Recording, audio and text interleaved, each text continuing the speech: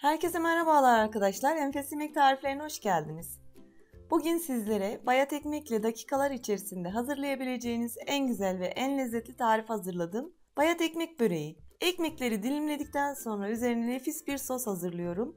Gerçekten börek tadında ortaya nefis bir tat çıkıyor. Dilerseniz nasıl yapmışım? Buyurun hemen tarife geçelim. Bu nefis börek için ilk önce bir tane bayat ekmeği 2 santim kalınlığında dilimleyerek kesiyorum. Gerçekten çok nefis oluyor. Bayat ekmekleri kesinlikle ziyan etmeyelim. Bu şekilde değerlendirip ortaya harika bir kahvaltı böreği hazırlayabiliriz. Az sonra da göreceğiniz gibi gerçekten yapması da çok aşırı kolay oluyor. Bir tane ekmekten büyük boy borcamı tam doldurup tüm aileye yetecek kadar börek çıkıyor. Evet, ekmeğimizi 2 santim kalınlığında dilimledikten sonra tepsime yerleştiriyorum.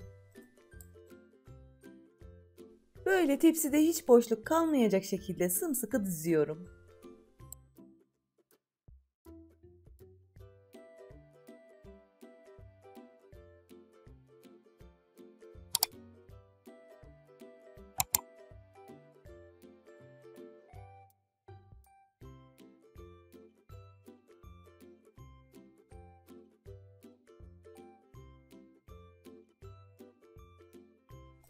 Ekmeğin iki uç kısmından çıkan parçaları da bu şekilde küçültüp aralarındaki boşluklara bırakıp güzelce yerleştiriyorum.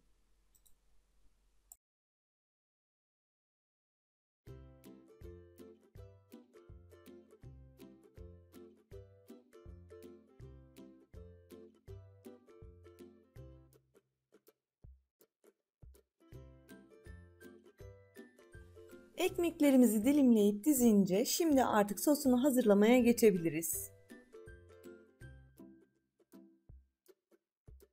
Sosu için derin bir kaba 3 tane yumurta,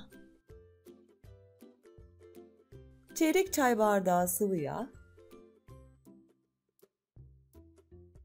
1 su bardağı yoğurt,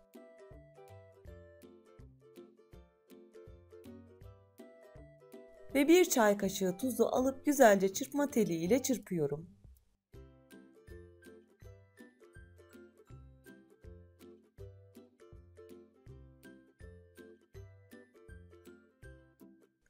Bu şekilde birbirine geçip homojen kıvamını alınca üzerine bir tutam ince doğradığım maydanozu ekleyip tekrar çırpıyorum.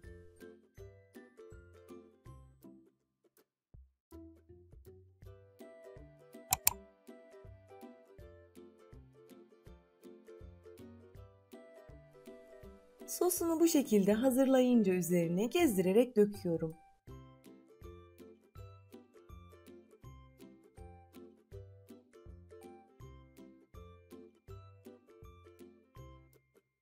Sonra fırça ile hiçbir yeri kuru kalmayacak şekilde yaydırıyorum.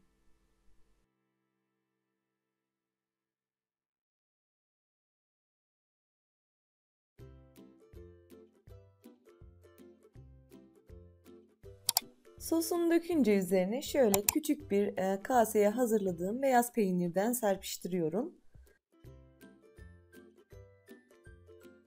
Ardından bir tane domatesi çok küçük olacak şekilde küp küp doğramıştım ve domatesi de aynı şekilde bırakıyorum.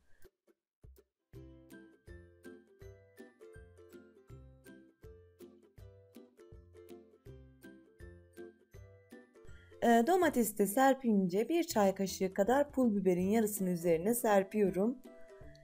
Ve diğer yarısını ise kaşar peynirini bıraktıktan sonra tekrar serpeceğim. Pul biber ve domates böreğe aşırı derecede lezzet katıyor.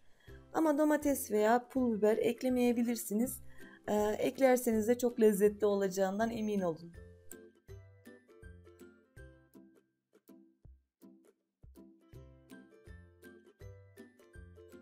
Evet, yine küçük bir kase kadar rendelediğim kaşar peynirini de serptim ve geri kalan biberi de serpip fırına vereceğim. 180 derece fırında 30-35 dakika arası pişiriyorum. Ama bu süre benim fırın için geçerli olabilir. Sizler de biliyorsunuz her fırının pişirme süresi süre açısından değişiklik gösterebilir. Onun için de üzeri kızarmaya yaklaştığı andan itibaren kontrol edip Bu şekilde kızarınca çıkartabilirsiniz. Evet, böreğimiz nar gibi kızarınca fırından aldım.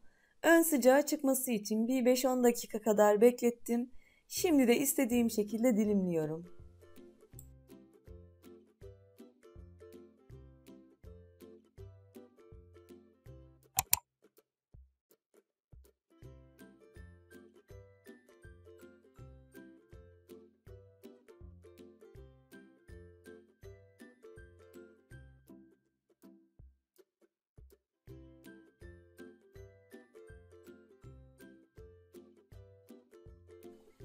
Artık böreğimizi sıcak sıcak servis edebiliriz.